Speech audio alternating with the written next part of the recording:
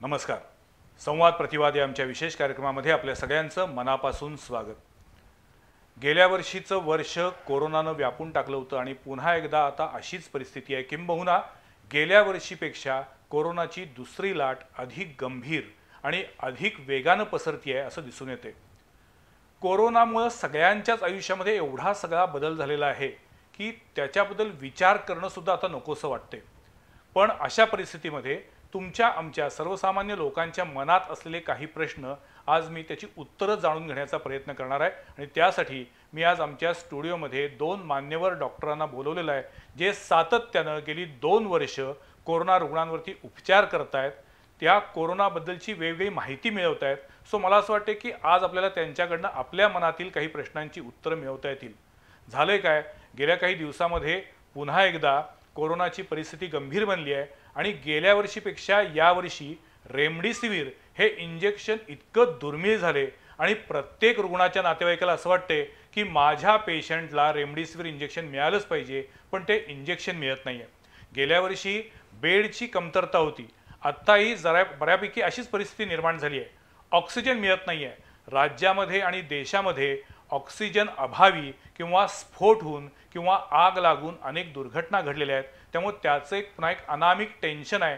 अशा सगळ्या नकारार्थी परिस्थितीमध्ये आज तुमच्या आमच्या मनातील प्रश्नांची जर उत्तरं मिळाली तर बऱ्याच गोष्टीचं दडपण कमी होईल असं मला वाटतं. त्यामुळे आज आम्ही आमच्या स्टुडिओमध्ये बोलवलेले आहेत ॲस्टर आधार हॉस्पिटलमधील डॉक्टर अजय केणीसर यांना. नमस्कार. त्याचबरोबर गेली 2 वर्ष सातत्यानं कोरोना रुग्णांवरती उपचार करणाऱ्या, कोरोना विरुद्धच्या लढाईत फ्रंट वर्कर म्हणून काम करणाऱ्या डॉक्टर अनिता सैबन्नावर यांचंही स्वागत आहे. सर, आजची आपली जी चर्चा आहे ही आपल्याला कोरोनाची भीती कमी करण्याच्या दृष्टीनं पण त्याचबरोबर ज्या काही गोष्टी चुकतायत त्या निदर्शनास आणून देण्याच्या दृष्टीनं करायची आहे. मला सगळ्यात पहिल्यांदा विचारायचं आहे की गेले काही दिवस कोरोनाच्या बरोबरीनं एक शब्द ऐकू येते, तो म्हणजे रेमडेसिवीर. मुळात रेमडेसिवीर हे एकमेव औषध कोरोनासाठी आहे का? तसं बघायला गेलं तर रेमडेसिवीर हे काही रामबाण औषध नाही आहे किंवा वंडर ड्रग असं काही मुळीच नाही आहे. जे आत्तापर्यंत एव्हिडन्स आलेला आहे त्या एव्हिडन्सनुसार रेमडेसिवीर हे ठराविक कॅटेगरीतल्या रुग्णांनाच द्यावं लागतं.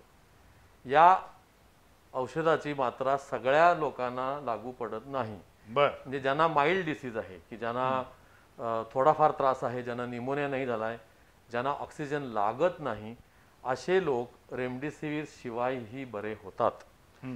आणि रेमडेसिवीर हे अतिशय क्रिटिकल पेशंट जे असतात, जे व्हेंटिलेटरवर जातात किंवा ज्यांना बाकीच्या इक्मोसारख्या गोष्टी करायला लागतात, अशा ठिकाणी ते चालत नाही. त्यानंतर रेमडेसिवीर हे जेव्हा व्हायरस शरीरात असतो, जे पहिले 8 ते 10 दिवस, या सुरुवातीच्या दिवसात जर दिलं तरच त्याचा फायदा होतो. पेशंट जर हॉस्पिटलकडे किंवा डॉक्टरांच्याकडे फार उशिरा आला आणि रेमडेसिवीर द्या म्हटला तर त्याचा रेमडेसिवीरचा काही उपयोग होत नाही. पण मग तुम्ही एखाद्या पेशंटला रेमडेसिवीर द्यायचं किंवा द्यायचं नाही हे कधी ठरवता आणि कसं ठरवता? आपल्या सरकारने, महाराष्ट्राच्या स्टेट टास्क फोर्स जो आहे त्यांनी क्लिअर कट गाईडलाईन्स दिलेली आहेत. ओके. ज्या पेशंटना, म्हणजे त्याची कॅटेगरी आहे मॉडरेट टू बी म्हणतो आम्ही त्याला, की ज्या पेशंटना RT-PCR पॉझिटिव्ह आहे आणि ज्या पेशंटना ऑक्सिजनचं प्रमाण हवेतला ऑक्सिजन घेतल्यानंतर 93 किंवा 94च्या खाली राहतं, ज्या पेशंटचा श्वासाची गती, रेस्पिरेटरी रेट ही 24 पेक्षा जास्त असते, ज्या पेशंटना न्यूमोनिया असतो ह्याच्यामध्ये HRCT मध्ये, या आणि ह्याच्या पुढच्या कॅटेगरीतल्या लोकांनाच रेमडेसिवीर द्यावा असा स्पष्ट त्यांचे गाईडलाईन्स आहेत. आणि ही जर गाईडलाईन्स आपण जर फॉलो केली तर बऱ्या प्रमाणात रेमडेसिवीरचा वापर कंट्रोल होईल. अनिता मॅडम, आता सर बोलताना एक उल्लेख केला त्यांनी HRCTचा. कोरोनाचं निदान करताना HRCTचा कितपत उपयोग होतो? आणि आपल्याकडं वर्षानुवर्ष लहान मुलांची छाती भरण्याचा प्रकार असतो. मग सरसकट या सगळ्याला न्यूमोनिया म्हणायचं का? आणि HRCTचा स्कोर हा शब्द सुद्धा इतका आता सगळ्यांना माहीत झालेला आहे, तर तो स्कोर कितीच्या पुढं गेल्यानंतर अधिक क्रिटिकल कंडिशन असते असं तुमच्या वैद्यकीय शास्त्रात सांगितलेलं आहे? कोरोनाचं निदान आपण जेव्हा करतो ते हे स्वॅब RT-PCR नेच करणं गरजेचं आहे. CT बऱ्याच प्रमाणात आपल्याला त्याच्यात लंग इन्व्हॉल्वमेंट आहे की नाही हे सांगतं, किती प्रमाणात आहे हे सांगतं, दुसरे काही कॉम्प्लिकेशन. त्यामुळे CT गरजेची आहे, पण त्या बेसिसवर निदान करण्यापेक्षा RT-PCR स्वॅबने निदान केलेलं जास्ती चांगलं. HRCT केल्यानंतर आपल्याला लंग किती प्रमाणात इन्व्हॉल्व आहे ते नक्की कळतं. तर आता त्याचा स्कोर जर आपण म्हणला तर 2 वेगळ्या पद्धतीने आपण त्याची स्कोरिंग तो करतो. 25 पैकी असतो ना? 25 किंवा 40 असं 2 वेगवेगळे स्कोरिंग सिस्टीम आहेत. ओके. सो 10 जर आपण 25चा स्कोर जो आयडियली घेतला जातो, तर 10च्या आतमध्ये जर लंग इन्व्हॉल्वमेंट असेल स्कोर, तर ती फार नाही असं आपण कन्सिडर करतो. 10 ते 15च्या दरम्यान जर असेल तर ती आपण मॉडरेट म्हणून कन्सिडर करतो. 15 ते 25चे जे पेशंट असतात ते मात्र क्रिटिकल म्हणून ॲग्रेसिव्हली ट्रीट करणं आपल्याला गरजेचं असतं.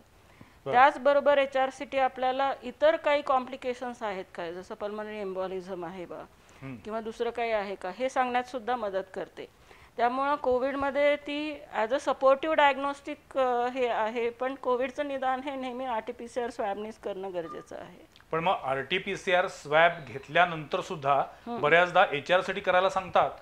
हो, कारण RT-PCR स्वॅब घेतल्यानंतर ही पेशंटची क्लिनिकल कंडिशन काय आहे हे बऱ्याच वेळेस ठरवताना HRCT आपल्याला मदत करते की बा माइल्ड डिसीज आहे, लंग इन्व्हॉल्वमेंट आहे की नाही. इनिशियल स्टेजमध्ये CT जर अवेलेबल नसेल तर आपण इवन एक्सरेनी पण लंग इन्व्हॉल्वमेंट आहे की नाही हे नक्की ठरवू शकतो. ओके. CTचा रोल जर अवेलेबिलिटी असेल तर मग ती एक्सरेला रिप्लेस करू शकते. आणि बऱ्याच प्रमाणात आपल्याला लंग इन्व्हॉल्वमेंट किती आहे आणि आपलं प्लॅन ऑफ ॲक्शन काय असायला पाहिजे ह्याच्यासाठी पण मदत करते. पण मग केणी सर, आता जसं अनिता मॅडम म्हटल्या तसं HRCTचा स्कोर किती आला त्याच्यावरून त्या रुग्णाची कंडिशन जर ठरत असेल, तर मग रेमडेसिवीर वापरत असताना अमुक इतक्या स्कोरच्या पुढे गेल्यानंतर रेमडेसिवीर द्यावं असं कुठं गाईडलाईनमध्ये आहे का? नाही, कसं आहे की अनिता मॅडमने जे सांगितलं त्याच्यावरून आपण प्रेडिक्शन करू शकतो की 10 ते 15, 15 ते 25 मध्ये काय होऊ शकेल. पण असे पेशंट आमच्याकडे येतात आहेत की ज्यांचा स्कोर जास्त आहे, 10 ते 15 मध्ये आहे, पण त्यांना ऑक्सिजनची गरज नाही लागत. त्यांची 6 मिनिट वॉक टेस्ट केली तर ते मेंटेन करतायत. गेल्या वर्षी मी स्वतः कोरोना पॉझिटिव्ह होतो, तुम्हीच उपचार केले, तेव्हा 17 स्कोर होता, पण कधीच ऑक्सिजनची गरज नाही भासली. त्याचं कारण असं असतं, तुम्ही तो CT स्कॅन कधी करता ह्याच्यावर अवलंबून असतं. बर. तुम्ही आज सुरुवातीच्या काळात जर CT स्कॅन आपण केला, आता मागच्या वेळी असं दिसून आलं होतं आम्हाला की सुरुवातीच्या काळात गेलं तर नॉर्मलच यायचा CT स्कॅन, HRCT स्कॅन. आणि जसं जसं डिसीज प्रोग्रेस होतो तसा तसा त्याच्यामध्ये न्यूमोनिया डेव्हलप व्हायचा काही लोकांच्या मध्ये. अच्छा. त्यामुळं सुरुवातीला केलेला CT स्कॅन आणि समजा 5 ते 7 दिवसानंतर केलेला CT स्कॅन यामध्ये फरक असू शकतो. आणि असंही दिसून आलेलं आहे की CT स्कॅन मधला तो स्कोर बरेच दिवस तसाच राहतो. म्हणजे पेशंट बरं होण्याच्या मार्गावर असतो, त्याची ऑक्सिजन रिक्वायरमेंट कमी झालेली असते, पण स्कोर मोजायचं जे तंत्र आहे ते तंत्र अजून एवढं रोबस्ट नसल्यामुळं तो स्कोर तसाच राहतो, पण पेशंट बरा झालेला असतो. म्हणजे समजा पेशंटचा स्कोर 20 असेल, आपण ट्रीटमेंट दिली, पेशंट बरा झाला, त्याचा 8 दिवसांनी परत मी HRCT केला, स्कोर तेवढाच आहे, पेशंट घरी जायच्या तयारीत आहे, मग त्याला परत रेमडेसिवीर द्यायचं का? नाही. म्हणूनच गाईडलाईन्समध्ये नुसत्या HRCTवर त्यांनी म्हटलेलं नाही. HRCT त्यांचं असं म्हणणं आहे की प्रेझेन्स ऑफ न्यूमोनिया असणं एवढं ठीक आहे, पण इकडं ऑक्सिजनची लेवल ही जास्त महत्वाची आहे. म्हणजे इकडं HRCT मध्ये दिसणारे लिजन्स आणि पेशंटला लागलेली धाप या दोन्हीचं कोरिलेशन झालं पाहिजे. म्हणजे स्कोर जास्त असणं आणि त्याचबरोबर ऑक्सिजनची लेवल कमी होणं हे जास्त धोकादायक आहे. ओके. स्कोर जास्त आहे आणि पेशंटला ऑक्सिजनची बिलकुल लागत नाही, हे जरी स्कोर असला तरी त्याच्या शरीरातली ऑक्सिजन घेण्याची जी लंगची कॅपॅसिटी आहे ती चांगली असल्यामुळे तो त्यातनं तरून गेलेला असतो. अच्छा. त्यामुळे प्रत्येक वेळी स्कोर कडक बघून घाबरून जाण्याचं काही कारण नाही. त्यापेक्षा तुमचं 6 मिनिट वॉक टेस्ट किंवा पल्स ऑक्सिमेट्री बघून ऑक्सिजनची लेवल काय आहे ही जास्त महत्वाची. त्याचबरोबर तुम्हाला धाप लागते का, तुम्हाला खोकला आहे का, तुम्हाला ताप आहे का, हे जे बाकीचे सिम्पटम्स आहेत हे पण तितकेच महत्वाचे आहेत. पण मग आता सध्याच्या परिस्थितीमध्ये सांगायचं रेमडेसिवीरची मागणी वाढलेली आहे आणि त्या तुलनेत पुरवठा होत नाही सगळ्यांना माहिती आहे. पण मग हॉस्पिटलकडनंच आता जिल्हा प्रशासनाकडे रेमडेसिवीरची मागणी जाते. मग थोडक्यात कोल्हापूरमध्ये CPR मध्ये असेल किंवा खासगी रुग्णालयात असेल, जे पेशंट येत आहेत ते क्रिटिकल कंडिशनचे आहेत म्हणून रेमडेसिवीरची मागणी वाढली नाही. मग रेमडेसिवीरची अचानक मागणी वाढायचं कारण काय? का व्हॉट्सअप युनिव्हर्सिटीमुळे पेशंटचे नातेवाईकच डॉक्टर बनलेले आहेत? नाही नाही, पेशंट क्रिटिकल आहेत आणि त्या पर्टिक्युलर ग्रुपमधले पण पेशंट आहेत ज्यांना रेमडेसिवीरची गरज आहे. पण प्रायव्हेटमध्ये जसं नातेवाईक किंवा कधी कधी पॉलिटिकली पण प्रेशर येतं की बा रेमडेसिवीर द्यावा, तेवढा रिक्वायरमेंट रेमडेसिवीरची आहे असं नाही आहे. मुळात रेमडेसिवीर काय आहे? औषध आहे, अँटीबायोटिक आहे की स्टिरॉइड आहे? अँटीव्हायरल. रेमडेसिवीर हे एक अँटीव्हायरल ड्रग आहे. ओके. ते बेसिकली आपण जे व्हायरल रेप्लिकेशन होत असतं म्हणजे मल्टिप्लाय होत असतात व्हायरस, ते ब्लॉक करतं. अच्छा. त्यामुळे आपला व्हायरल लोड रेमडेसिवीर दिल्यानंतर कमी होतो आणि त्यामुळे आपल्याला जे ड्युरेशन ऑफ इलनेस तो पण कमी होतो आणि मेन म्हणजे वेळ मिळतो. बाकीची जी औषधं आहेत ती ॲक्ट व्हायला आपल्याला वेळ पण मिळतो, त्यामुळे हॉस्पिटल ड्युरेशन पण कमी होतं आणि पेशंट थोडा लवकर बरा होतो. सो फक्त व्हायरल लोड कमी करण्यासाठी हे औषध आहे. हा काय कोरोनाचा पूर्ण बरा करणारा रामबाण उपाय आहे असं नाही आहे. म्हणजे असं आहे की कुठल्याही पेशंटला रेमडेसिवीर दिलं की तो बराच झाला पाहिजे असं नाही आहे. असं नाहीये. हो सर, मला मान्य आहे, पण कोल्हापुरातील 90% हॉस्पिटलमध्ये मी जबाबदारीनं बोलतोय, पेशंट गेला की त्याला रेमडेसिवीर द्या असं सांगितलं जातंय. नाहीतर मग एवढी रेमडेसिवीरची यावर्षी अचानक मागणी वाढायचं कारण काय तुमच्या दृष्टीनं? नाही, आता मागणी वाढायचं कारण नक्कीच आहे की पेशंटचा नंबर वाढलेला आहे गेल्या वर्षीपेक्षा. जो जो ह्या आठवड्यात 2 आठवड्यात जेवढे जे वाढता आहेत तो नक्कीच गेल्या वर्षीपेक्षा जास्त दिसतोय. सप्टेंबर म्हणत नाही मी, त्याच्या आधीच्या महिन्यात जसा यायचे जसे पेशंट त्याच्यापेक्षा ह्यावेळी फास्ट यायला लागलेत. आणि कसे फास्ट यायला लागलेत, गेल्या वेळी असं होतं की पेशंटला त्रास सुरू व्हायचा आणि 5 ते 7 दिवसांनी त्यांच्या लक्षात यायचं काहीतरी गडबड आहे आणि मग ते सगळ्या RT-PCR व्हायचे आणि मग ते आमच्याकडे यायचे आणि त्यावेळी त्यांचा HRCT असं भरलेला असायचा. आज हे आम्ही 1 आणि 2 दिवसात बघतोय. अच्छा. पेशंटला खोदून विचारलं की बाबा किती दिवस त्रास आहे तुम्हाला? कालपासून त्रास आहे आणि कालपासून त्रास आहे आणि HRCT मध्ये 25 आणि 26 स्कोर आउट ऑफ 40 असं जर बघितलं तर हे गेल्या वेळेसारखं नाही आहे. हे जरा रॅपिड प्रोग्रेशन आहे. पण मग याच्यामध्ये अजून एक प्रेझेंटेशन आम्ही या वेळेस बघतोय ते म्हणजे सुरुवातीला जो CT काढलाय त्याचा स्कोर असा 2 किंवा 3 आहे, पण 7व्या आणि 8व्या दिवशी पेशंट जेव्हा थोडासा डिटोरेट होतोय क्लिनिकली तेव्हा त्यांचा आम्ही CT जेव्हा रिपीट करतोय तेव्हा तोच 2 ते 3चा स्कोर हा 19 ते 20 पर्यंत जातोय. पण मग हा कोरोना व्हायरसचं बदलतं स्वरूप आहे हे की लोक निष्काळजी झालीत, अंगावर काढतायत, काय आहे? व्हायरसचं बदलतं स्वरूप आहे. लोक निष्काळजी झाल्यामुळे डिटोरेशन होत नसणार. नाही, पण वेळेवरती जर उपचारच घेतले नसतील, वेळेवर टेस्ट करून घेतली नसेल तर त्याचा परिणाम होऊ ते शकतो. आपण पहिल्या वेव्हला बघितलंय ते पण आपण सेकंड वेव्हला पण तेच बघतो आहे. लोक पहिला सिम्पटम 90% लोकांमध्ये पहिला सिम्पटम हा फीवर आहे अजूनही. म्हणजे आम्ही जे पेशंट बघतोय अजूनही 90% फर्स्ट सिम्पटम इज फीवर. मग फीवर आल्याच आपण का नाही करत आहे तपासणी? आपण काय करतो, कारण आपल्याकडे वर्षानुवर्ष ताप, सर्दी, खोकला हे नॉर्मल आजार समजले जातात. आता पॅन्डेमिक चालू आहे ना, आपल्याला माहिती आहे की बा कोरोनाचं पॅन्डेमिक आहे, ह्याचं हा लक्षण आहे. मग पहिलाच फीवर आला कीच आपण स्वॅब करून घेतलं आणि तो जर लिमिटेड ह्याच्यामध्ये असेल तर आम्ही पूर्णपणे बरा करू शकतो. आपण 5 दिवस आधी तापाची औषधं घेतो, मग अजून थोडंसं ताप कमी नाही झाला म्हणून मग पहिले CT करतो, मग त्याचा रिपोर्ट येईपर्यंत वाट बघतो, मग CTची लक्षणं झाल्यानंतर मग स्वॅबला जातात. आमच्यापर्यंत येईपर्यंत 8 ते 9 दिवस उजाडलेला असतो, जेव्हा की एक्सटेन्सिव्ह व्हायरस त्यांच्या शरीरात पसरलेला असतो. पण मग तुम्ही जेव्हा पेशंट येतोय तुमच्याकडे त्यावेळी सुरुवातीला फेविपिराविरच्या गोळ्या देत होतात. आता फेविपिराविरचं नावच ऐकू येत नाही. अजूनही देतो. आता सगळेजण आपलं त्या रेमडेसिवीरच्याच मागे. नाही, अजूनही फेविपिराविर आम्ही वापरतो. पण मग फेविपिराविर कधी आणि रेमडेसिवीर कधी? आपण जेव्हा पेशंट, आता हे जे कोरोनाचे पेशंट आहेत ना, 80% पेशंट हे एसिम्प्टोमॅटिक किंवा माइल्ड सिम्पटम्सचे असतात. तर मग जे एसिम्प्टोमॅटिक असतात त्यांना फेविपिराविरची पण गरज लागत नाही. जे सिम्प्टमॅटिक माइल्ड सिम्पटम्सनी आहेत त्याच्यामध्ये पण 2 कॅटेगरी आहेत. एक विदाऊट कोमॉर्बिडिटी की ज्यांना दुसरे कुठले आजार नाही आहेत आणि दुसरं विथ कोमॉर्बिडिटी. आताच्या गाईडलाईन प्रमाणे माइल्ड सिम्पटम्स असेल मग तो विथ कोमॉर्बिडिटी असो किंवा विदाऊट कोमॉर्बिडिटी आपण त्यांना फेविपिराविर चालू करतो. या माइल्ड ग्रुपमध्ये रेमडेसिवीरचा अजिबात काही पण रोल नाही आहे. त्याच्या पुढची कॅटेगरी असते मॉडरेट. ते सुद्धा आपण आता 2 ह्याच्यामध्ये डिवाइड करतो. मॉडरेट कॅटेगरीचा पहिला भाग म्हणजे ज्यांना लंग इन्व्हॉल्वमेंट आहे पण त्यांना ऑक्सिजनची गरज नाही आहे, त्या कॅटेगरीला पण आपण फेविपिराविरनेच ट्रीट करतो आहे. बरं. त्याच्यात जी दुसरी कॅटेगरी आहे की जिथे लंग इन्व्हॉल्वमेंट म्हणजे निमोनिया आहे आणि त्यांना माइल्ड हायपॉक्सिया आहे, फक्त तो ग्रुप असा आहे की ज्याला रेमडेसिवीरची गरज आहे. आणि शेवटचा ग्रुप म्हणजे सिव्हिअर डिसीज. सिव्हिअर डिसीजमध्ये जास्ती प्रमाणात लंग इन्व्हॉल्वमेंट असेल किंवा पेशंट सेप्सिसमध्ये असेल किंवा मल्टी ऑर्गन फेल्युअरमध्ये असेल, ARDSमध्ये पेशंट, सो ते सिव्हिअर कॅटेगरी. मग त्यांच्यामध्ये अर्ली जर प्रेझेंटेशन असेल तर त्यांच्यामध्ये रेमडेसिवीरचा फायदा होऊ शकतो.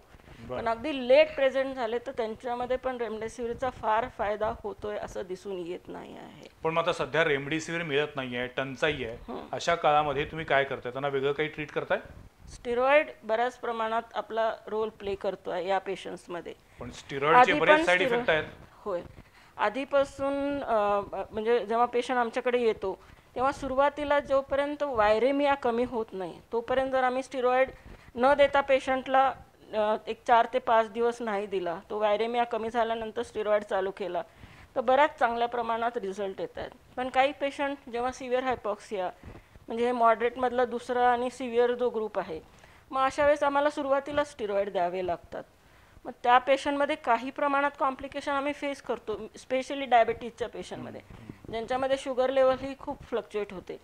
इवन ज्यांना डायबिटीजची हिस्ट्री नसेल त्यांनासुद्धा आम्ही बऱ्याचदा शुगर जेव्हा मॉनिटर करतो बाबा स्टिरॉइडवर आहे तर त्यांच्यामध्ये पण शुगर लेवल फ्लक्च्युएट होताना दिसते आहे. मे बी ते प्री डायबेटिक असतील, सो जे स्टिरॉइडमुळे ते आपल्याला दिसून यायला लागले. नाही, मी हे सगळं का विचारतोय तर जी काही एकूण मानसिकता सध्या तयार झालेली आहे की कोरोनाचा रुग्ण आहे म्हणजे त्याला रेमडेसिवीर दिलंच पाहिजे. रेमडेसिवीर देण्यासाठी ज्या पद्धतीनं वशिला लावला जातोय, ज्या पद्धतीनं दडपण आणलं टाकलं जातंय, ज्या पद्धतीनं पॅनिक सिच्युएशन होती आहे, या अशा परिस्थितीत मला जाणून घ्यायचं सर की रेमडेसिवीर दिलं म्हणजेच तो रुग्ण कोरोनातनं बरा होणार आहे असं नाही आहे. किंबहुना रेमडेसिवीरचे पण काही साईड इफेक्ट आहेत ना? रेमडेसिवीरचे साईड इफेक्ट आहेत, पण जे आम्ही आता गेले वर्ष दीड वर्ष आपण देतोय त्या मानानं त्याचे साईड इफेक्ट खूपच कमी पेशंटमध्ये दिसतात. काही लोकांना लिव्हर एन्झाईम्स डिरेंज झालेले आहेत, काही लोकांना किडनीचे प्रॉब्लेम्स आलेले आहेत. पण अदरवाईज रेमडेसिवीर हे तसं सेफ औषध आहे.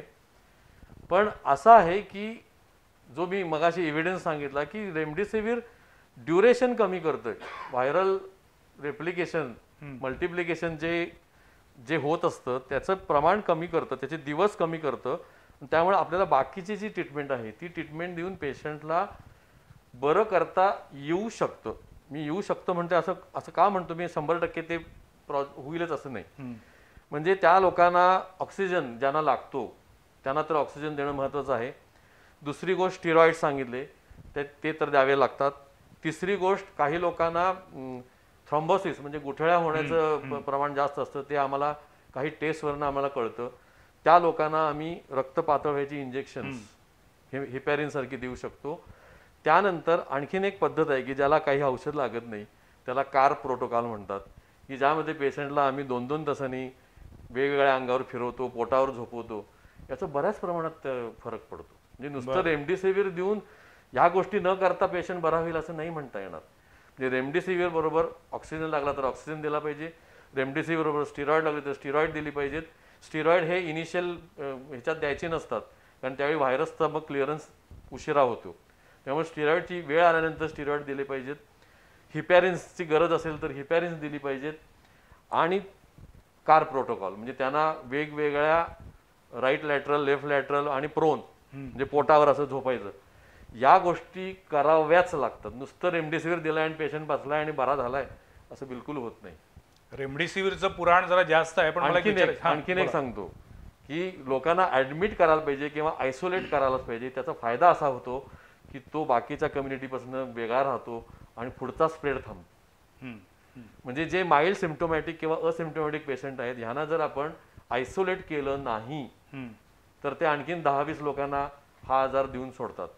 त्यामुळे ह्या लोकांना कुठल्या ना कुठल्या तरी कॅटेगरीमध्ये क्वारंटाईन केलं पाहिजे, आयसोलेट केलं पाहिजे आणि गरज असेल तर ऍडमिट केलं पाहिजे. ठीक, हे भिवून जाण्यासाठी असं सांगत नाहीये मी, पण जेव्हा तुम्ही बाकीच्या लोकांच्यापासून अलिप्त राहाल तेव्हा ह्याचा स्प्रेड नक्कीच कमी होईल. पण सर आता पुढचा महत्त्वाचा प्रश्न जो लोकांच्या मनातला आहे तो म्हणजे एखाद्या पेशंटला व्हेंटिलेटरवर ठेवणं हे अधिक धोक्याचं असतं, म्हणजे धोक्याचं झाल्यानंतर व्हेंटिलेटर होतात की ऑक्सिजन लावल्यानंतर धोका जास्ती वाढल्या समजावं, काय असतं आधी ऑक्सिजन मुळात व्हेंटिलेटर म्हणजे त्यातून तुम्ही ऑक्सिजनच देता, पण मग ऑक्सिजन वेगळा आणि व्हेंटिलेटर वेगळा असं मुळात समजलं जातं का?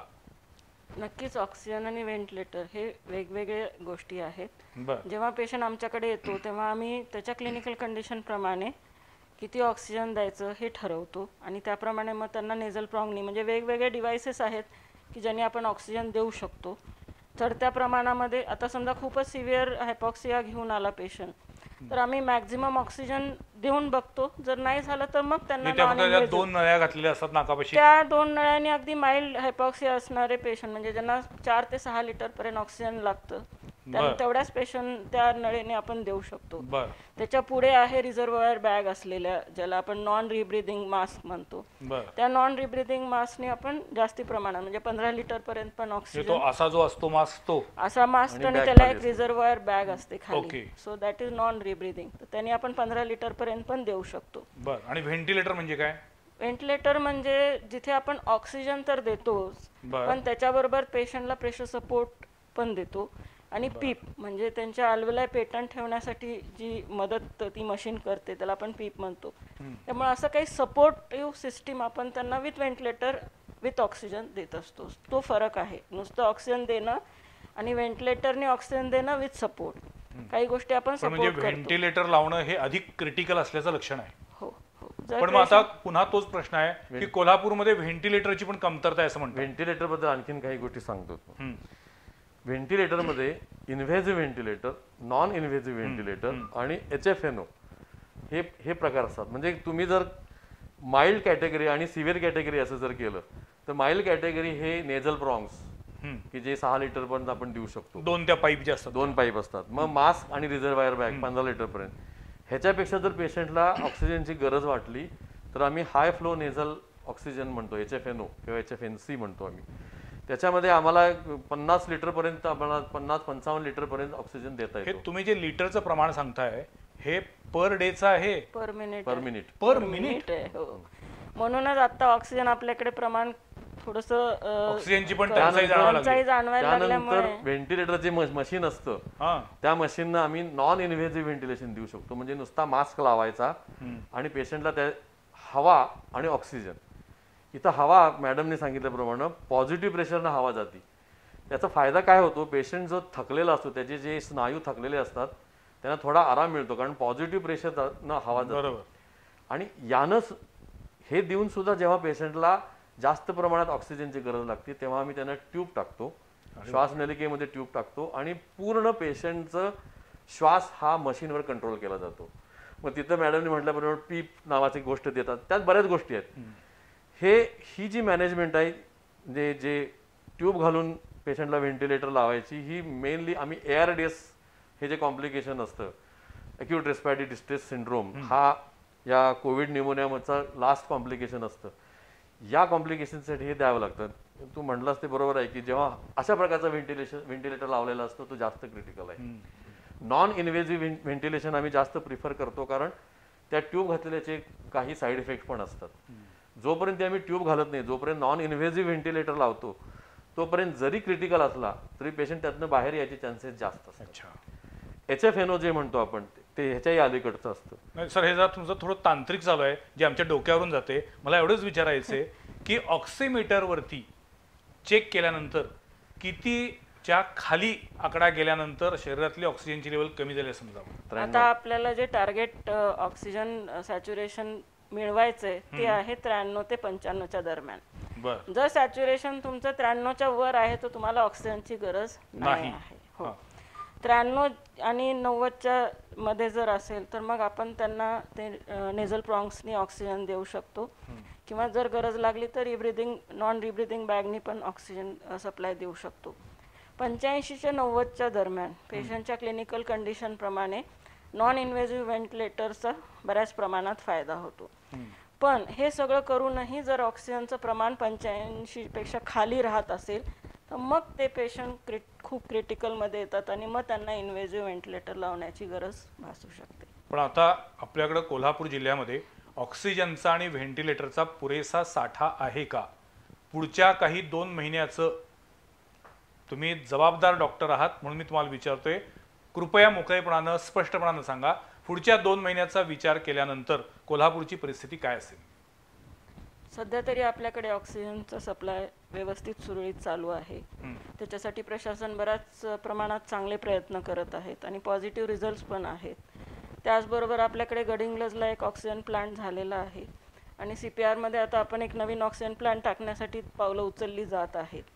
त्यामुळे सध्या तरी आपण असं म्हणू शकतो की आता आपल्याकडे ऑक्सिजनची जी काही अवेलेबिलिटी आहे ती सफिशियंट आहे. आणि व्हॉट अबाउट व्हेंटिलेटर्स? व्हेंटिलेटर्स जेवढ्या प्रमाणात आपण पेशंट खरंच व्हेंटिलेटरवर टाकतोय तेवढ्या प्रमाणात व्हेंटिलेटरची अवेलेबिलिटी सध्या तरी आहे आपल्याकडे. हे CPRचं झालं. हो. ओव्हरऑल सर खाजगी हॉस्पिटल्समध्ये काय परिस्थिती आहे?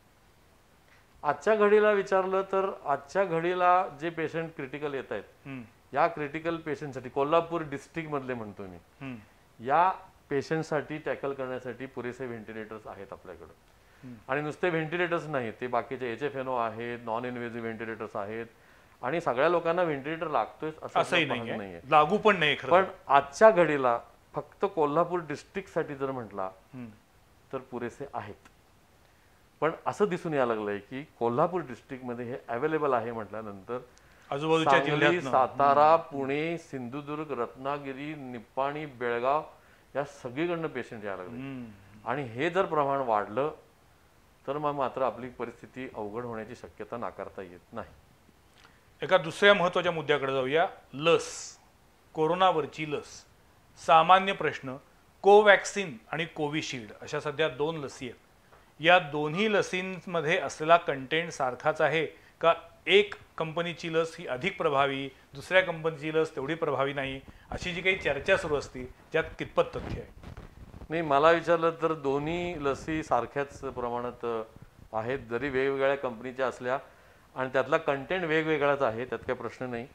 तो जरी वेगवेगळा असला तरी त्याची जी इफिकसी आहे दोन्हीची, ती दोन्हीची सारखीच, जवळजवळ सारखी आहे. त्यात काय फार एक उजवा आणि एक डावा असं काढता येण्यासाठी दोन्हीची उपयुक्तता आणि दोन्हीचा प्रभाव सारखाच आहे. म्हणजे पण सर मला सांगा, लस घेतल्यानंतर कोरोना होण्याची अनेक उदाहरणं आहेत. आता असं आहे, लस 2 वेळा घ्यावी लागते. हो, 2 डोस घ्यावे. बरोबर आहे. पहिली लस घेतल्यानंतर साधारणतः 28 दिवसानंतर कोवॅक्सिन घ्यावी लागते किंवा कोविशिल्ड आहे ती 6 किंवा 8 आठवड्यांनी घ्यावी लागते. बर, ही 2दा घेण्याचं प्रयोजन एवढ्यासाठी हे सर तुम्ही आता सांगितलं ना, हे अधिक महत्वाचं आहे. कोवॅक्सिन घेतली असेल तर ती 28 दिवसांनी घ्यायला लागते आणि कोविशिल्ड असेल तर 6 ते 8 आठवड्यांनी, म्हणजे जवळपास 40 ते 48 दिवसांनी, 2 महिने. 2 महिन्यांनी. अच्छा, 8 आठवडे म्हणजे 2 महिने. बरोबर. कारण ह्याची या व्हॅक्सिनची जी उपयुक्तता आहे लोकांच्या मध्ये, जे आम्ही अँटीबॉडी तयार होण्यासाठी आपण देतो, हे अँटीबॉडी तयार होण्यासाठी दुसरा डोस घेतल्यानंतर 2 आठवड्यांनी त्याची अँटीबॉडी तयार होणार. म्हणजे साधारण समजा तुम्ही कोवॅक्सिन घेतला आणि तुम्ही पहिली डोस घेतला, दुसरा डोस घेतला, त्यानंतर म्हणजे जवळजवळ पहिला डोस घेतल्यानंतर 1.5 महिन्यांनी तुम्हाला त्याची इम्युनिटी तयार होणार. किंवा जर कोविशिल्ड घेतला तर 2.5 महिन्यांनी त्याची अँटीबॉडीज तयार होणार, इम्युनिटी तयार होणार. या दरम्यान जर तुम्ही काळजी नाही घेतली, मी एक डोस घेतलेला आहे तर मला काय होत नाही असं म्हणून जर तुम्ही मास्क काढून फिरला तर तुम्हाला हा आजार होणारच आहे. त्यात त्या व्हॅक्सिनचा काही दोष नाहीये. नंबर 1. दुसरं म्हणजे लोकांना जे वाटतंय की व्हॅक्सिनमुळे कधीही तुम्हाला कोरोना होणार नाही, कारण दोन्ही व्हॅक्सिनमध्ये कुठलाही कोरोना जिवंत असा नाहीये की तो घेतल्यामुळे तुम्हाला त्या आजाराची लागण होऊ म्हणजे शकते. व्हॅक्सिन घेतला आणि मला कोरोना झाला हे चुकीचं आहे. अच्छा, ओके. हा हा, कारण व्हॅक्सिन तशा अर्थानं म्हणजे लस घेतल्यामुळे कोरोनाला असं कोरोना कधीच नाही, म्हणजे लसीमुळे कोरोना रोखता येतो पण तो होणारच नाही अशी गॅरंटी नाही. पण मला सांगा, जेव्हा एखादी आपण लस घेतो तेव्हा त्याच पद्धतीचे विषाणू शरीरात सोडले जातात असं म्हटलं जातं ना? विषाणू सोडले जात नाहीत.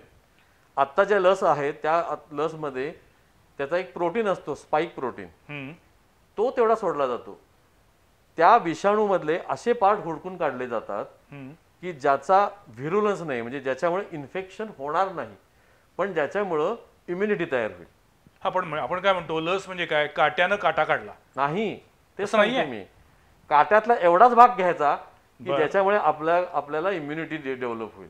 बर, काटा पूर्ण घ्यायचा नाहीये. ओके.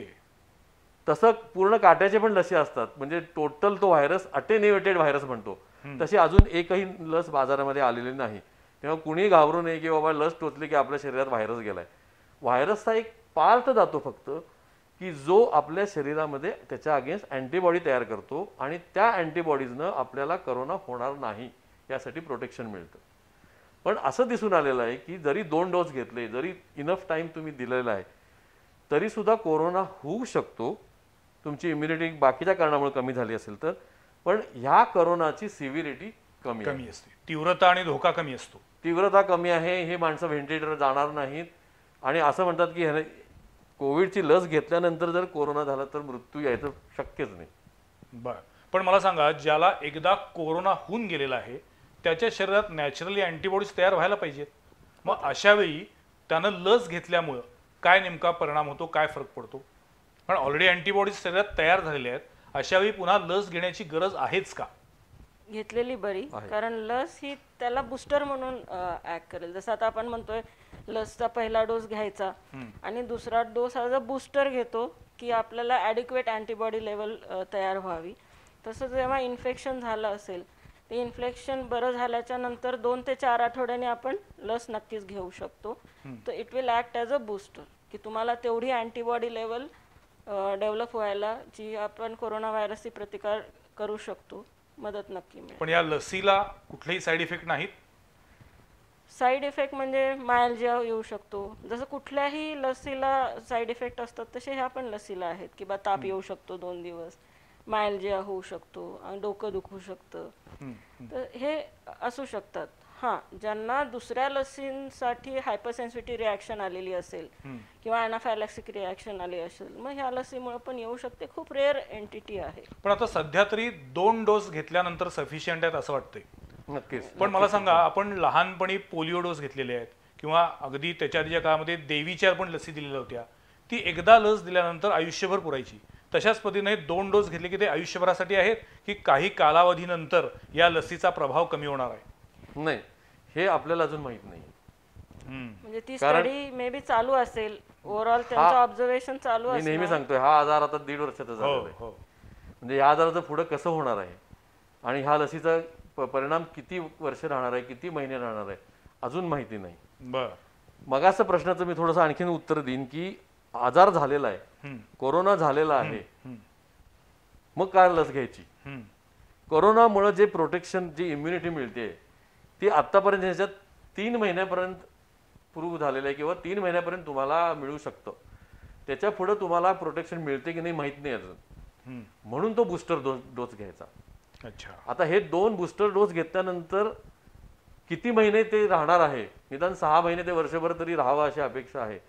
त्याच्यापेक्षा जास्त राहिलं तर ते कळेल आपल्याला हळूहळू. कारण असं म्हणजे सध्या या एक प्रकारच्या ट्रायल एरर चालू आहे. नाही, ट्रायल एरर म्हणून अजून वर्षभरानंतर पुन्हा मग नाही तर लसीकरण करायचं झालं तर काय करायचं? नाही, हा आजार आपल्याला वेळ देत नाहीये. कुठल्याही आजाराची लस निर्माण करायला 5, 10, 25 वर्ष लागतात. तेवढी वाट बघायची तुमची तयारी आहे का? नाही. ह्या सगळ्या ज्या लसी तयार झालेल्या आहेत ह्या फास्ट ट्रॅकने झालेल्या आहेत तयार, कारण आपल्याला वेळ नाहीये. कारण हा आजार कसा बिहेव करणार आहे माहित नाहीये. सेकंड वेव्ह आल्यानंतर ते म्युटेशन झालेलं असतं का, पुढचं 3rd म्युटेशन येणार आहे का, 4th येणार आहे का माहित नाही आपल्याला. त्यामुळं जोपर्यंत आपण व्हॅक्सिनेट करून मॅक्झिमम लोकांना त्याची इम्युनिटी देत नाही तोपर्यंत हे पॅन्डेमिक जाणार नाहीये. त्यामुळे ट्रायल एरर म्हणणे करायलाच पाहिजे आपल्याला. हे आपल्याला पर्यायच नाहीये दुसरा. पण सर, जेव्हा पहिली लाट आली होती कोरोनाची त्यावेळेला दुसरी लाट येईल अशी शक्यता वाटत होती की बरोबर? मग आता अशीच 3री 4थी लाट येईल अशी पण शक्यता आहे. नक्कीच. प्रत्येक लाटेच्या वेळेला जर तो व्हायरस स्वतःचं स्वरूप बदलायला लागला तर पुन्हा वेगवेगळे अजून गंभीर परिस्थिती निर्माण होऊ शकते. नाही, असं आहे. आता हे प्रेडिक्शन निगेटिव्ह साईडला झालं. बरोबर. एखाद्या वेळेस असंही होईल की व्हायरस आपलं निघून जाईल. नाही, त्याचं व्हिरुलन्स कमी करेल, त्याची तीव्रता कमी करेल, धोका आहे तो कमी होईल. काय सांगतो माहित आहे का, म्हणजे ही थिअरी आहे. त्या व्हायरसला आपल्या बरोबर राहायचं आहे. ओके, मग तुम्ही त्याला अँटी व्हायरल ड्रग देता, काय करता, त्याला मारायचा प्रयत्न करता, मग तो आपल्या अँटीजेनिसिटी बदलतो आणि एकतर जास्त व्हिरुलंट होतो किंवा कमी व्हिरुलंट होतो. मी असं एक उदाहरण देईन की ते हिपॅटायटिसचे जे व्हायरसेस आहेत, काविळीचे व्हायरसेस जे आहेत, ते कुठं मरतात? ते राहतात शरीरात, वर्षानुवर्ष राहतात. आणि ते मधनंच ते मल्टिप्लिकेशन होतं, थोडासा त्रास होतो आणि परत अँटीबॉडी तयार होतात आणि परत गप्प बसतात. म्हणजे ते आपल्या बरोबर राहिलेले आहेत. हा तसाच राहणार आहे काय माहित नाही, राहू शकतो. आणि जर त्याला आपल्याबरोबर राहायचं असेल, जसे आणखीन करोनाचे व्हायरस आत्ता आहेत आपल्याबरोबर, हा काय पहिला करोना नाही आहे. बर, ह्याच्या आधी 5 ते 6 करोनाचे व्हायरस ज्याला आपण सार्स म्हणत होतो, स्वाईन फ्लू म्हणत होतो, ते सोडून आणखीनही बरेच करोनाचे आहेत आणि ते आपल्याबरोबर फ्रेंडली राहतात. बर, ते आपल्या घशात पण असू शकतील, पण ते आपल्याला आजार करत नाहीत. त्यामुळे त्यांच्याकडे आपण बघायचं काही कारण नाही, उपद्रवी नाही आहेत. उपद्रवी नाही आहेत. तसा हा राहणार आहे का? राहू शकेल असा. नाही, पण मग मला असं सांगा, एक इंटरेस्टिंग प्रश्न तयार झाला.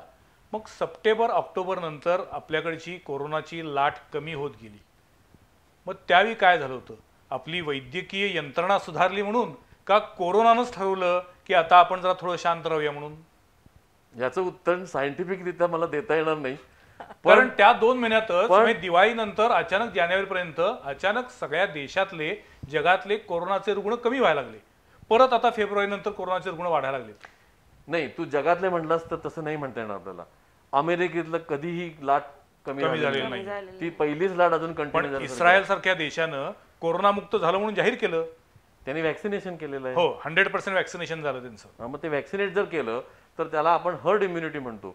ती हर्ड इम्युनिटी जर निर्माण झाली तर हे करोनाचे व्हायरसेस आपल्याला आपण थोपून धरू शकतो. पण मग ऑक्टोबर नोव्हेंबरमध्ये असे व्हायरसची त्याचा प्रभाव कमी झाला होता, ताकद कमी झाली होती असं म्हणता येईल? आपल्याकडे प्रूफ नाही, पण मला असं वाटतंय की कुणी पाठ थोपटून घेऊ नये की माझ्यामुळं हे एपिडेमिक पॅन्डेमिक कमी झालं ऑक्टोबर नोव्हेंबरमध्ये. आपोआपच कमी झालं. बहुतेक त्या व्हायरसचेच म्युटेशन काहीतरी झालं असावं आणि ज्याच्यामुळे त्याची दाहकता कमी झाली आणि त्यामुळे पेशंट याचे कमी झाले. आणि आता परत, आणि मी असं पुन्हा सांगेन की असं कधी आमच्या हॉस्पिटलमध्ये तरी झालं नाही, तुमच्यामुळे मध्ये पण झालं नसेल की एकही पेशंट नाही. पेशंट होतेच, पण खूप कमी प्रमाणात. नोव्हेंबर डिसेंबर मध्ये 0 कधीच झालेलं नाहीये. कायम कोरोना वॉर्ड चालू होता. 2 आणि 3 पेशंट तरी होतेच. कोरोना वॉर्ड कधीच बंद झाले. मार्च 2020 पासून सुरुवातीला कोरोना वॉर्ड अखंडपणे आताही सुरू आहे. 20च्या खाली नंबर कधी गेलेला नाही. अच्छा, म्हणजे आपण कोरोनातनं पूर्ण मुक्त झालो असं म्हणूच शकत नाहीये. नाही, लाट म्हणता येईल. लाट कमी झाली, लाट उसरली, बरोबर, पण 0 कधीच झालेलं नाही. आणि एक प्रश्न, कोरोना व्हायरस आहे तो हवेतून जातो का? आणि मग जर जात असेल तर तो हवेत किती काळ जिवंत राहतो? कोरोना हा एअरबॉर्न डिसीजच आहे आणि तो फोमाइट्समुळे पण पसरतो.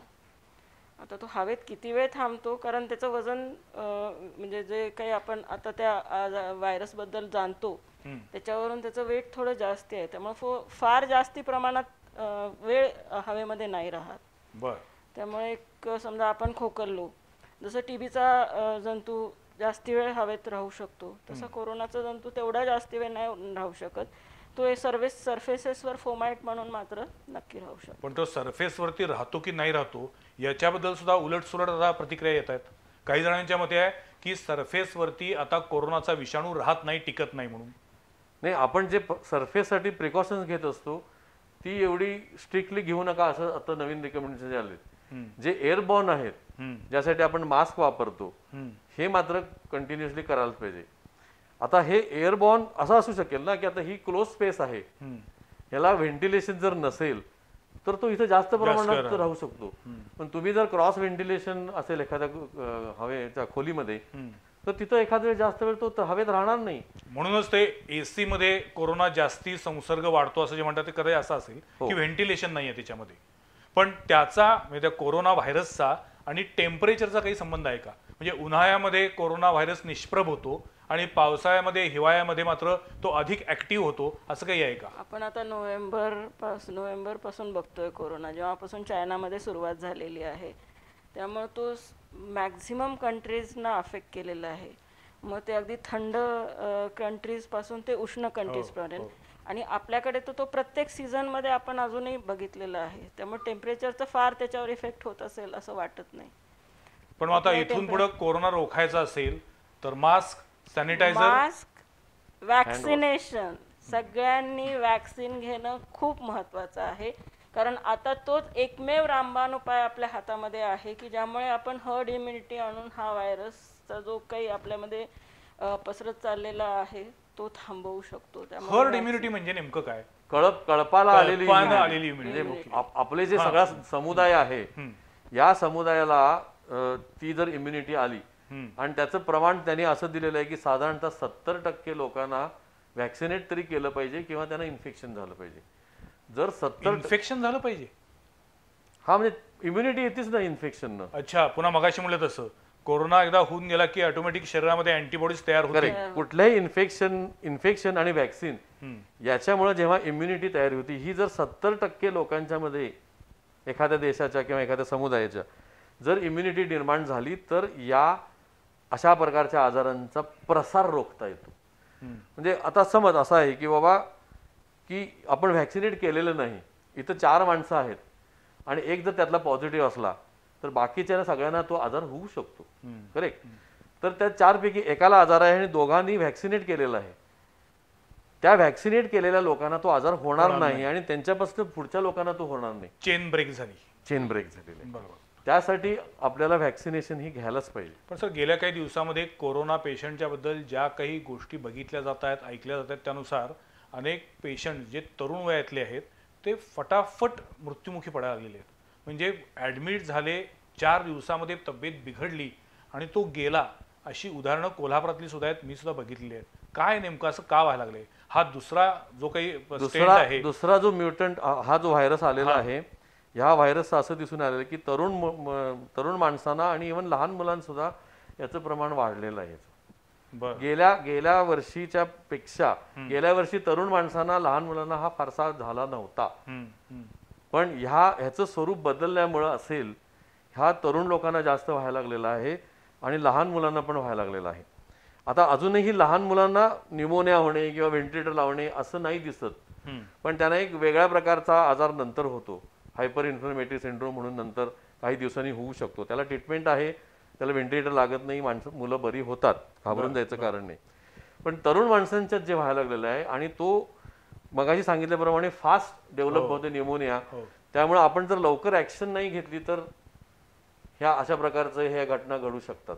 त्यामुळं ताप आला, तो कसलाही ताप असू दे, पहिला RT-PCR चाचणी करून घेणं हे अतिशय महत्त्वाचं आहे. आणि अँटीजेनपेक्षा RT-PCR म्हणजे स्वॅब चाचणी ही अधिक कन्फर्म रिझल्ट देते. अँटीजेन मध्ये 19-20 होऊ शकतं. नाही, मी त्याचं हे सांगतो, तू सांगायचं तुला. रॅपिड अँटीजेन टेस्ट आहे ती 1 तासात त्याचा रिपोर्ट मिळू शकतो. ती कार्ट्रिज बेस म्हणजे त्याच्यावर येते ती. पण त्याचा प्रॉब्लेम असा आहे की ती 50% वेळेला पॉझिटिव्ह येते, 50% वेळेला ती निगेटिव्ह येऊ शकते. याचा अर्थ असा आहे की काही लोक पॉझिटिव्ह असून सुद्धा 50% वेळेला ते निगेटिव्ह येऊ शकतात. जे 50% पॉझिटिव्ह असतात त्यांना RT-PCR करायची गरज लागत नाही. त्यांना स्ट्रेट अवे लेबल करायचं की बाबा ह्यांना कोरोना झालेला आहे आणि त्याची ट्रीटमेंट चालू करायची किंवा इन्व्हेस्टिगेट करायची. जे 50% निगेटिव्ह आहेत आणि ज्यांना सिम्पटम आहे, ज्यांना लक्षणं आहेत, त्यांनी RT-PCR करणं गरजेचं आहे. अच्छा. RT-PCRचं पण असंच आहे की RT-PCR ही 70% वेळा पॉझिटिव्ह येते. याचा अर्थ असा आहे की 30% आजार असलेल्या लोकांच्यात सुद्धा ही निगेटिव्ह येऊ शकते. बरं.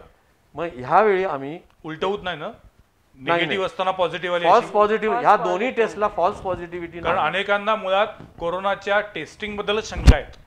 या दोन्ही टेस्टमध्ये फॉल्स पॉझिटिव्ह काहीही नाही. म्हणजे एखाद्या माणसाला आजार नसताना ह्या टेस्ट कधीही पॉझिटिव्ह येत नाहीत, पण आजार असताना निगेटिव्ह येऊ शकतात.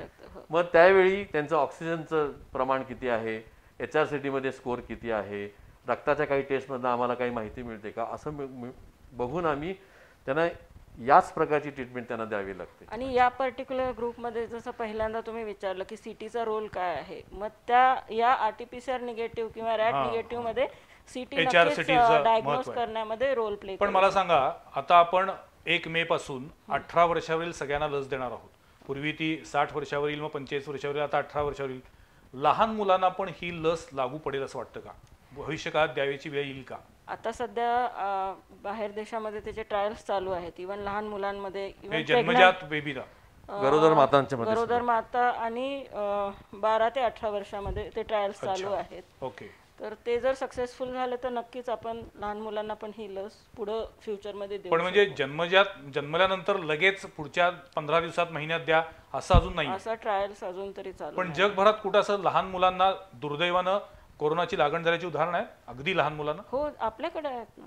जन्मलेल्या मुलाला पण जी आई कोविड पॉझिटिव्ह होती, तिला बाळ झाल्यानंतर 3 दिवसांनी पॉझिटिव्ह असलेले आपल्याकडे पण आहेत. पण मग तो रक्तातनं गेला डिसीज नाही, तो फक्त तिच्या क्लोज कॉन्टॅक्ट मुळे झालेला आजार आहे. अच्छा. तर मग आपल्याकडे पण आहेत ते पेशंट. नाही, जसे जसे आता दिवस जातील, जसं जसं आपल्याला ह्याचं ज्ञान होत जाईल तसं तसं ह्या लसी आपल्याला देता येईल. आत्ता आपण 18 वर्षाखालील किंवा गरोदर मातांना का देत नाहीये? कारण आपल्याकडे प्रूफ नाही आहे की हे सेफ आहे त्यांच्या ह्याच्यात, म्हणून देत नाही. ते एकदा आपल्याला प्रूफ मिळालं, काही ठिकाणी ज्या स्टडीज चाललेल्या आहेत त्याच्यात जर प्रूफ मिळालं तर नक्कीच या लोकांना आपल्याला प्रोटेक्ट करावं लागेल. कारण हर्ड इम्युनिटी येण्यासाठी त्यांची पण गरज आहे आपल्याला. आणि प्रेग्नन्सीमध्ये आजार हा होऊ शकतो, म्हणजे तोही आपल्याला रोखायचा आहे. तर ह्या लसी किंवा याच्यापेक्षा आणखीन काही लसी सुद्धा पुढे फ्युचरमध्ये येऊ शकतील, की जी तू जन्मताच दिली की जन्मभर त्याचं इफेक्ट राहील असे पण येऊ शकतील. किंवा असं सुद्धा होऊ शकेल की दरवर्षी हा व्हायरस आपलं रूप बदलतोय तर दरवर्षी एक लस घ्या, असंही होऊ शकेल. असं नको कधीच. पण सांगा, कोरोना जाण्याची, थांबण्याची, संपण्याची शक्यता आहे का? अवघड प्रश्न विचारलायस. कारण कुठलंही पॅन्डेमिक येताना त्याच्या वेव्हज येत राहतात. म्हणजे आतापर्यंत पूर्वीच्या ज्या पॅन्डेमिक आल्या होत्या, पोलिओच्या म्हणा किंवा स्पॅनिश फ्लू आहे, सार्सचं काय फार झालं नाही, पण ज्या पॅन्डेमिक अशा प्रकारचे, आणि बहुतेक हे एकमेव पॅन्डेमिक असेल की संपूर्ण जगाला त्यानं ग्रासलेलं आहे. तर अशा पॅन्डेमिक्सचं साधारणतः 3 ते 5 वर्ष आयुष्य असू शकतो. म्हणजे कसं आहे की एक वेव आली, मग दुसरी वेव आली, तिसरी वेव आली, असं होऊ शकतं. दुसरी गोष्ट, आपण कितीही म्हटलं तरी आपल्यासारख्या देशाला, जिथं आपली लोकसंख्या आहे 139 कोटी, ह्या सगळ्या लोकांना व्हॅक्सिनेट करायला आपल्याला कमीत कमी 1.5 ते 2 वर्ष जातील. 2 वर्षाला. त्यामुळे त्या 1.5 ते 2 वर्षात हा करोना राहणारच आहेत आपल्या बरोबर, तो काही जाणार नाही. एखाद्या वेळेस त्याची सिव्हिरिटी कमी होईल असं मला पिक्चर वाटतं, की हे पहिले 2-3 वर्ष आपण हे सगळं फेस केल्यानंतर, व्हॅक्सिनेट सगळेजण झाल्यानंतर हा असा स्पोरॅडिक येईल कुठेतरी, की बाबा डायबिटीस आहे किंवा स्थूल आहे किंवा काही दुसरं हार्ट डिसीज आहे, त्याला हा आजार होतो, तो ॲडमिट होतो, ट्रीटमेंट घेतो, आणखीन काही औषधं येतील, ट्रीटमेंट घेतो आणि तो बरा होतो, किंवा एखादा माणूस आणखीन बिघडत जातो. आत्ता असंही दिसतंय की इन्फ्लुएन्झा नावाचा जो व्हायरस आहे, की जो दरवर्षी आपलं रूप बदलतो, त्याला दरवर्षी व्हॅक्सिन घ्यावं लागतं. काही लोकांना आम्ही हे व्हॅक्सिनेट करतोच. तर त्या इन्फ्लुएन्झामुळे सुद्धा काही लोकांची तब्येत बिघडू शकते. त्यामुळे तशा प्रकारे हा करोना राहील, की ज्याची आपल्याला भीती वाटणार नाही, तो आपल्याबरोबर राहील. आणि असं एखादं जर फॅव्हिपिराविर सारखा आणखीन एखादं स्ट्रॉंग टॅबलेट फॉर्ममध्ये गोळी आली तर घर बसल्या सुद्धा ट्रीटमेंट आपण घेऊ शकू त्याची. इथपर्यंत येईल असं आशा आहे. जाता आता शेवटचा प्रश्न, अशा पद्धतीचा व्हायरस प्रयोगशाळेमध्ये तयार होऊ शकतो असं तुम्हाला वाटतं का? या व्हायरसची उत्पत्ती कुठून आहे, जो सगळ्यांच्या मनातला बेसिक प्रश्न आहे. अचानक कुठून आला कोरोना? नाही, असं नाही होणार. असं एवढं तंत्रज्ञान आपलं पुढे गेलंय असं नाही वाटत. हे चायनानं आपल्यावर सोडलेलं अस्त्र आहे असं काही आम्हाला वाटत नाही. कारण हा व्हायरस आधी वटवाघळात दिसला होता आणि चायनामध्ये वटवाघळाच्या रेसिपी करून ते खातात. त्याच्यामुळं वटवाघळं ते माणूस असा प्रवास झालाय का? पण तो तसा प्रवास असेल तर तो तसाच राहील. तो माणूस ते माणूस हे व्हायला त्या व्हायरसच ठरवावं लागतं. म्हणजे आपलं तंत्रज्ञान एवढं प्रगत नाही झालेलं की त्या व्हायरसचं असं म्युटेशन करायचं की ते मॅन टू मॅन, एका माणसापासून दुसऱ्या माणसाला ट्रान्समिट होण्यासारखं त्याचं रूप व्हावं असं नाही वाटत. थोडंसं रॅपिड फायर सारखे काही प्रश्न विचारतो जे अनेकांच्या मनातले आहेत. ज्याला होम आयसोलेशन, गृह अलगीकरण सांगितलेलं आहे, त्यानं घरामध्ये कमीत कमी किती दिवस राहिलं पाहिजे? 2 आठवडे. 14 दिवस. ज्याला एखादी घरात राहिलेला आहे तो रुग्ण, पण ज्याला वाटायला लागलेला आहे की मी थोडासा अस्वस्थ होतोय, त्यावेळी त्यानं कोणत्या दिवशी परत स्वतःची तपासणी करून घेतली पाहिजे का 14 दिवस त्यानं घरातच आराम करायचा? नाही, जर अस्वस्थ वाटत असेल तर ताबडतोब डॉक्टरांना दाखवणं गरजेचं आहे आणि डॉक्टरांनी जे काही इन्व्हेस्टिगेशन सांगितलं ते करून घेणं गरजेचं आहे. अच्छा. स्वतःच्या मनाने इन्व्हेस्टिगेशन नाही ठरवायचे, डॉक्टरांना दाखवून घ्यायचं, त्याची कंडिशन कशी आहे डॉक्टरांना बघू दे आणि त्यांना ठरवते. बरं, पण हा आजार घरामध्ये सुद्धा पूर्ण बरा होऊ शकतो का? हो. जे सिम्टमॅटिक पेशंट मॅक्झिमम आता होम आयसोलेशनमध्येच बरे होत आहेत. त्यामुळे घरामध्ये पण बरा होऊ शकतो. प्रॉपरली मॉनिटर करून आपण त्यांना नक्कीच बरे करू शकतो. आहारामध्ये काही विशेष पथ्य पाळली पाहिजेत का, कोरोना जर झाला असेल तर? असं काही पथ्य नाही, पण तुमच्या कोमॉर्बिडिटीशी रिलेटेड जी पथ्य आहेत ते पाळणं गरजेचं आहे. एवढे औषधं आणि स्टिरॉइड वगैरे चालू असतं, त्यामुळे पित्त होईल आपल्यालाच माहिती असतं की आपल्याला कशाने होतं. अशा गोष्टी टाळाव्यात आणि हेल्दी बॅलन्स डाएट घ्यावं. अच्छा, मला वाटतं की आजच्या या चर्चेमधून आपल्याला अनेक गोष्टी लक्षात आल्या असतील की कोरोनाचा हा व्हायरस आपल्या सोबत इथून पुढे राहण्याची शक्यता आहे. त्यामुळे आपणच काळजी घेतली पाहिजे, आपण आपली लाईफस्टाईल बदलली पाहिजे. या एपिसोडचं शूटिंग सुरू होण्यापूर्वी केणी सर मला सांगत होते की आता मास्क हा आपल्या रोजच्या वेशभूषेमध्ये एक आवश्यक घटक म्हणून असला पाहिजे. या दोन्ही डॉक्टर महाशयांनी आज आपल्याला या संपूर्ण कोरोना पॅन्डेमिक बद्दलची जी काही माहिती आहे ती दिलेली आहे. जसं केणी सर म्हटले तसं हा आजार नवीन आहे, 1.5 ते 2 वर्ष याचं वय आहे. त्यामुळे आत्ताच याच्याबद्दल काही ठाम विधानं आपल्याला सरसकट करता येणार नाहीत, पण तथापि आपण जर योग्य काळजी घेतली तर हा आजार बरा होऊ शकतो. रेमडेसिवीर मिळालंच पाहिजे याच्यासाठी अस्वस्थ होऊन त्याच्यासाठी जीव टाकून धावपळ करायची गरज नाही आहे. ज्याला गरज आहे त्याला रेमडेसिवीर दिली जाते. सर, एक महत्त्वाचा प्रश्न, अतिशय महत्त्वाचा प्रश्न आत्ता मला आठवला बोलता बोलता, तो म्हणजे रेमडेसिवीर मिळत नसल्यामुळे काय होतंय. आज मला एकूण त्याची खरं तर 6 इंजेक्शनचा तो डोस आहे. आज त्याची 2 इंजेक्शनचा डोस दिला जातो आणि मग नंतर पुन्हा इंजेक्शन नाही म्हणून थांबवलं जातं आणि मग 8 दिवसानंतर 4 दिवसानंतर पुढची इंजेक्शन दिली जातात. हे वैद्यकीय दृष्ट्या योग्य आहे का? का सलग 6 इंजेक्शनचा डोस गेला पाहिजे? रेमडेसिवीर मगाशी सांगितल्याप्रमाणे पहिल्या 8 ते 10 दिवसात गेलं तर त्याचा फायदा आहे. हो, आणि जर 6 इंजेक्शन्स पहिल्या ओळीनं जर दिली तर त्याचा फायदा आहे. 2 इंजेक्शन आज, 1 इंजेक्शन 8 दिवसांनी, त्याचा वैद्यकीय शास्त्राप्रमाणे काही उपयोग नाही. काही दवाखान्यांमध्ये अत्यंत जबाबदारीने विचारतोय, एकदा रेमडेसिवीर दिलेला असताना सुद्धा त्या हॉस्पिटलमध्ये गुण येत नाही म्हणून दुसरीकडे जर नेलं तर पुन्हा तिथं रेमडेसिवीर दिलं जाते. एकाच पेशंटला 2 वेळा रेमडेसिवीर देणं कितपत योग्य, व्यवहार्य? रेमडेसिवीर 5 दिवसापेक्षा जास्त देणं सायंटिफिकली करेक्ट नाही. आणि एकाच पेशंटला एकाच आजारामध्ये 2दा रेमडेसिवीर देण्याची अजिबात गरज नाही आहे. मग अशा करणाऱ्या डॉक्टरांनी पण हा एपिसोड बघितला पाहिजे, पेशंटनी बघितला पाहिजे, पेशंटच्या नातेवाईकांनी बघितला पाहिजे. सरसकट पॅनिक होऊन रेमडेसिवीर द्या, मग ते कसं पण द्या, असं चालणार नाही आहे. पण दुर्दैवानं सर, सध्या अनेक हॉस्पिटलमध्ये रेमडेसिवीर उपलब्ध नसल्यानं आज 2 डोस दिले, मध्ये 2 दिवस गॅप घेतला, परत 3रा डोस दिला, परत 2 दिवस गॅप घेतला, अशी पद्धत चालू आहे. त्याच्यावरती काय करायचं हे जिल्हा प्रशासनानं आणि तुमच्यासारख्या तज्ज्ञांनी ठरवलं पाहिजे. नाही, जोपर्यंत रेमडेसिवीरची उपलब्धता व्यवस्थित होत नाही तोपर्यंत या प्रश्नाला काही उत्तर आम्ही देऊ शकत नाही. पण मग पहिलं इंजेक्शन पण देऊ नये अशावेळी डॉक्टरांनी. जर त्या पेशंटसाठी 6 डोस उपलब्ध असतील तरच द्यावेत. जर त्याला पहिले 2 डोस दिले आणखी पुन्हा थांबवलं तर त्याचा काहीच उपयोग नाही असं तुम्हीच सांगताय. नाही, उद्याचा डोस मिळणार आहे की नाही याची खात्री असेल तर द्यावं. पण ती खात्री नाही आहे, हाच तर आत्ता सगळ्यात खात्रीचा मुद्दा आहे. मग ते आता सगळ्यांनी मिळून तो रेमडेसिवीरचा वापर व्यवस्थित केला पाहिजे. ज्या रुग्णांना अतिशय गरजेचं आहेत त्यांनाच ते मिळालं पाहिजे. आणि त्याचबरोबर प्रशासनाची पण ही जबाबदारी आहे की ते जे काही प्रॉब्लेम्स असतील ते सॉल्व्ह करून रेमडेसिवीर उपलब्ध केले पाहिजेत. आणि रेमडेसिवीर द्यायचं की नाही हे डॉक्टरांना ठरवून देणं खूप गरजेचं आहे, रादर दॅन पेशंटचे नातेवाईक किंवा पॉलिटिकल यांनी ठरवण्यापेक्षा.